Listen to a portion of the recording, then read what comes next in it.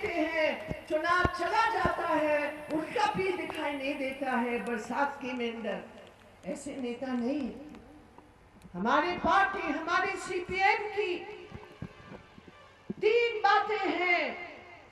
हमारी पार्टी की नीयत, हमारी पार्टी की नीति, हमारी पार्टी के नेता, ये जब 3 जुड़ जाते हैं तब मेरे प्रिय साथी, ये सही माने में जो हमारा निशाना पर तारा है वो सितारा चमकता है। और आज इस क्षेत्र में जिसको पार्टी ने उस चमकता हुआ सितारा जो मजदूर किसानों की उम्मीद का सितारा है, आज हमने मंगेश चौधरी के हाथों में, आपके हाथों में उस निशानी का हमने इज्जत आपके हाथों को दे रखा है। क्यों? जैसे मैंने कहा, नीति, नियत और नेता।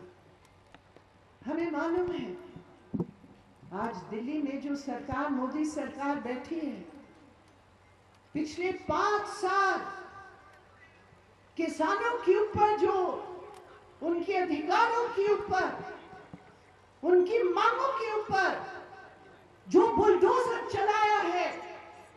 मैंने सुना मोदी जी का भाषण, वो बोले मैं झुकूंगा नहीं, मैं बिकूंगा नहीं, मैं थकूंगा नहीं।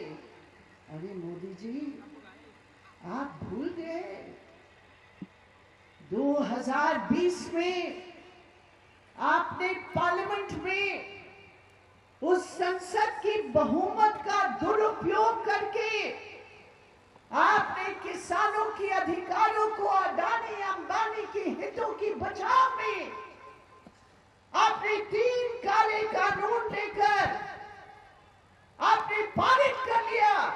याद है आपको? 3 काले कानून, ब्रिगेड किसान की सहमति की, ब्रिगेड हमारी महिला किसानी की सहमति की, उस दिल्ली की लोकसभा में बहुमत का बुलडोजर इस्तेमाल करके 3 काले कानून को पारित किए।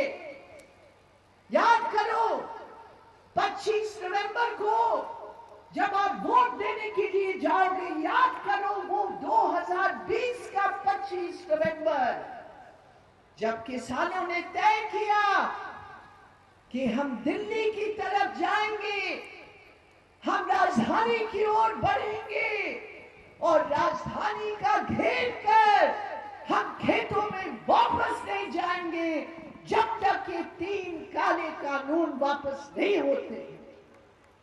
25 नवंबर से शुरू हुई, 26 नवंबर से हजारों लाखों किसान इस देश की राजधानी का घेराव किया। मोदी जी कहते हैं मैं झुकूंगा नहीं। मोदी जी, इस घमंड को उतार दो। ये किसानों की मजबूत संघर्ष, कोई जाति नहीं, कोई धर्म नहीं, कोई प्रदेश नहीं, कोई भाषा नहीं, किसान इस देश की अन्नदाता है। उस वक्त उन्हें हाथ लगाया, किसानों ने जवाब दिया, तुम्हें झुकना पड़ा मोदी जी, तुम्हें झुकना पड़ा, इसको याद करो। और झुक के काले कानून को वापस लिया। लेकिन उसके बाद भी आज हमारे देश के किसान कितने परेशान हैं।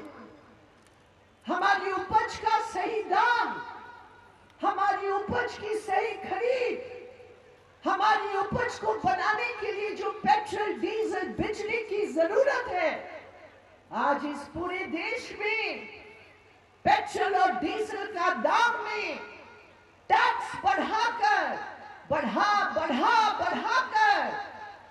आज डीजल का दाम आसमान छू रही है। लेकिन किसानों की उपज का दाम में कोई खरीद सही नहीं हो रहा। ये बात सही है कि गलत? ये बात सही है कि गलत है कि आज किसान